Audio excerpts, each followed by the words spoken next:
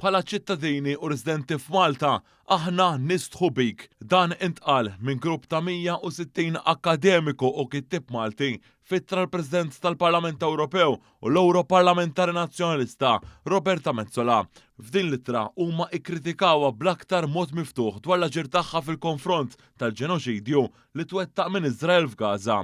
Innutaw kif Metsola kienet pronta u kundannat l-attakk mill-Ħamas tas-7 Ottubru tal-2023. Iżda mbagħad baqgħet siekta fil-mument l-aktar kruċjali biex jitwaqqaf dan il-ġenoċidju tal-uf kbar ta' innoċenti fil-maġġoranza nisa u tfal. Dan il-grupp ta' akademiċi u kittiba Maltin staqsew għaliex wara l-attakki tal-Ħamas Metsola għamlet żvelja iżda għal-vittmi Palestinjani qatt m'għamlet dan. Staqsew għaliex dan id-double standards kollu u għaliex qed tkun ġifa. Intqal li dan u ġenoċidju u l-istatistika ma tikdibx, hekk kif mill-inqas 54,000 persuna tilfu ħajjithom li minnhom 70% huma nisa u tfal. Hawnhekk innutaw id-double standards tal-Europarlamentari Nazzjonalista hekk kif tkellmet kemm il-darba dwar l-Ukrajna, iżda ma jistax jingħad l-istess dwar il-ġenoċidju f'Gaza.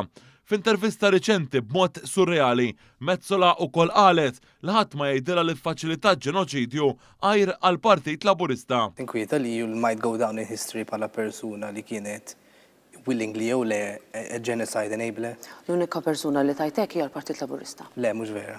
Il-ġimgħa l-oħra wan jistaqsa lil Roberta Metsola dwar kif baqgħet ma kkundannatx l-Iżrael iżda irrepetiet li dan kollu u biżgideb min-naħa tagħna. Sinjura President, il-medja qalet li saret 17-il xahar ta' ġenoċidu fuq Gaza u inti qatt ma nissimt kelma waħda favur Gaza u l-kundanna ta' Iżrael. Gidba. Saret il-kundanna ta' Iżrael? Gidba. Daħatuni ġo toilet, L-aġir ta' Metsola f'Iżrael f'Ottubru tal-2023 fi attendit minn jedda mingħajr laqqas approvazzjoni minn Brussell anqal rabja kbira madwar id-dinja. Dan apparti li l-Europarlamentari Nazzjonalista sabet il-protesti f'wiċċa f'Università fi Vjenna u anke f'pajjiżna stess fil-kulleġġ MCAST.